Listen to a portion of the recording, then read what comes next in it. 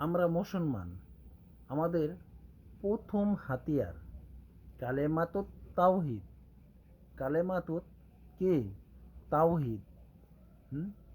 লা ইলাহা ইল্লাল্লাহু মুহাম্মাদুর রাসূলুল্লাহ। কালেমাটা আরেকবার পড়তেছি। লা ইলাহা ইল্লাল্লাহু মুহাম্মাদুর রাসূলুল্লাহ। কালেমা তাওহিদের অর্থ আল্লাহ তাআলা ব্যতীত ইবাদতের উপযুক্ত আর কোনো মাবুদ নাই।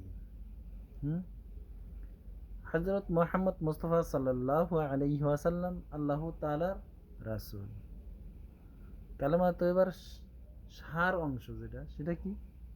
হযরত মুহাম্মদ মুস্তাফা সাল্লাল্লাহু আলাইহি ওয়াসাল্লাম আল্লাহ তাআলার রাসূল। আল্লাহ তাআলা সকলকে কালেমার উপর ঈমান ও ইয়াকিন আনার তৌফিক দান করুন। আমিন।